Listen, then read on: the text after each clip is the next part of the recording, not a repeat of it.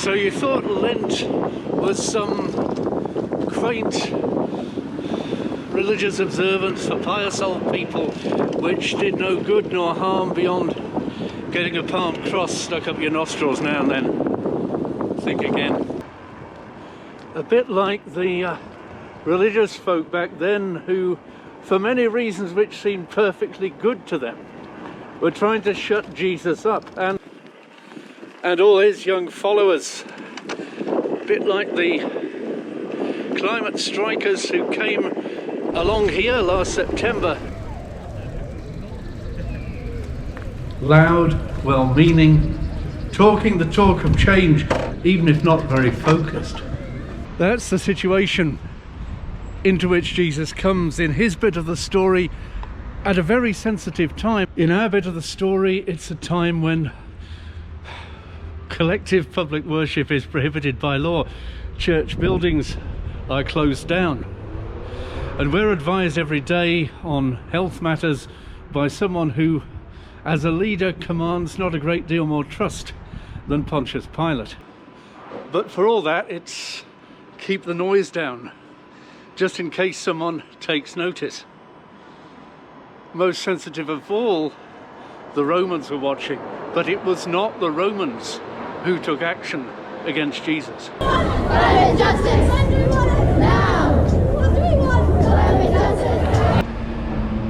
Just as it is not the global system of greed and injustice that discourages visionary change in our churches and our societies.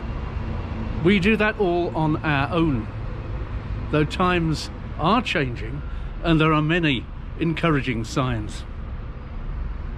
We'll see what it means to be church, the far side of COVID-19.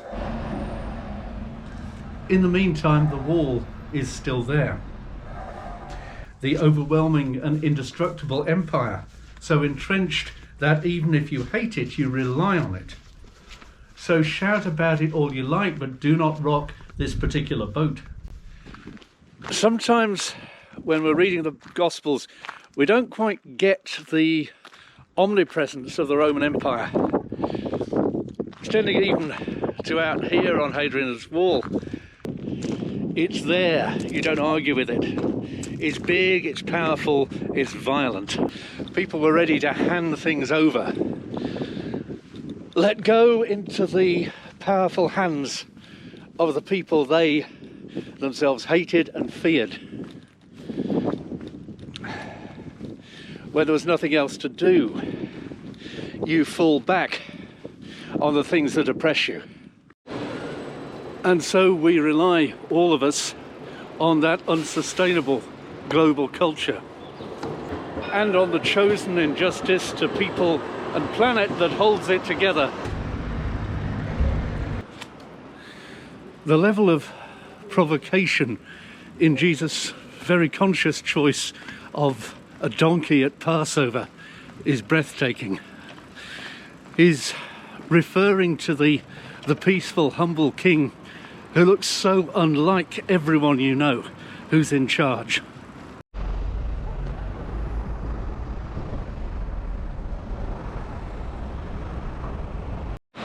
He was quite happy too, of course, to confront those grassroots zealots who insisted on the satanic verses of vengeance that Jesus tended to just leave out. But saying all that, I'm beginning to realise that if Jesus doesn't irritate me, I'd better wake up and wonder why not. Then I'll need to learn to forgive him as I agree through gritted teeth that Jesus is not there to gloat or say, I told you so, not even the far side of the cross. Jesus is out for love, to walk with us, to feed us with hope through everything that we were never prepared for, to be with us through everything we never saw coming. And that's what faith is for. Never mind the irony of getting categorized as non-essential. Faith is for today, did we know? And as for that comment about if the Lord's disciples keep silent, the stones will shout aloud.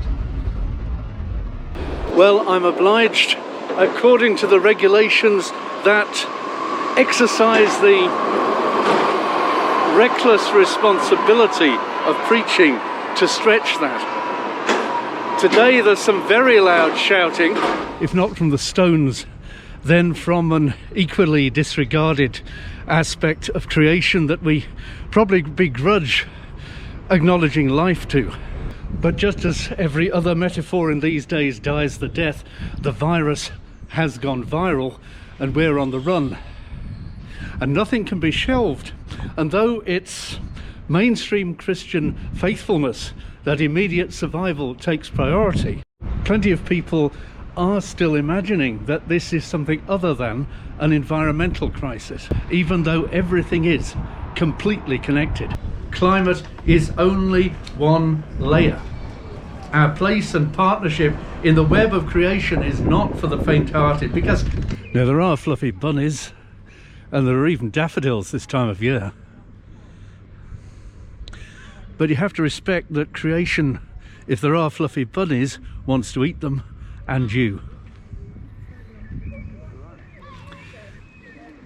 Life is wonderful, but broken and tough. And the tough love Jesus showed was rewarded with torture and death. Nothing personal, but when the world gets out of balance, so do we. Rising temperatures, sea levels reshape every model. How organisms multiply and die. How long they survive. How they spread. The disruption of biodiversity, the release of factors through the abuse of creation that have tipped the balance over, destroying so many myths at one go. First of all, though this is still being touted, that we can fix or solve everything rather than transform or adapt. But biggest of all, that we have any chance of continuing as we have done, or simply going back to the way that things were as we entered the third decade of the 21st century. With endless growth, endless waste, endless pollution, endless greed and selfishness, endless inequality and injustice. All those things that mitigate against the survival eventually, even of those who live by them, but should never have been tolerated because they hit the poorest first and hardest. We're learning the underlying truth that's there in Scripture anyway, the radical irrevocability of everything, and that God never restores. And with that, the breathtaking beauty of each day, each breath, each hug, each knowing smile as you go past someone who's trying to look as if they're out for regulation exercise.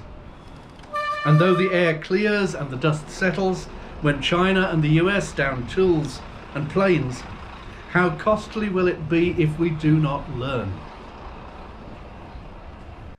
With the same sort of humour which enables Jesus genuinely to be greeted by the trees clapping their hands, finally Lent happens.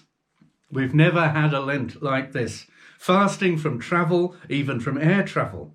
Fasting from the stress of work, though some bosses haven't quite got it and are still checking up to see if and are still checking up on their employees as if normal rules applied.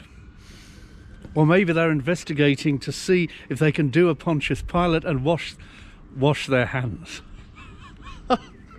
Wash their hands of moral obligations. We've never had a Lent like this. Fasting from flying, fasting from shopping,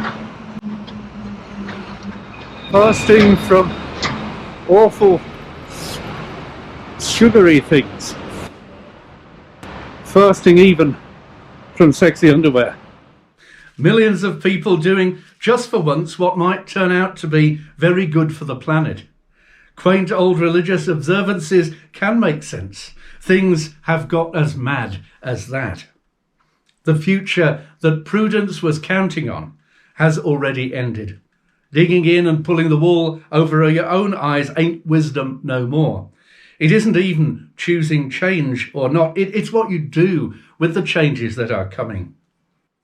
For whoever wants to save their life will lose it, but whoever loses their life for Christ will find it. What life has this time given us the chance to let go of? Are we itching to get back on those planes that we never imagined could be grounded? Are we desperate to re-smog our clearing air of our cities? There is no normal, and there's not likely to be anything for a while that looks that way.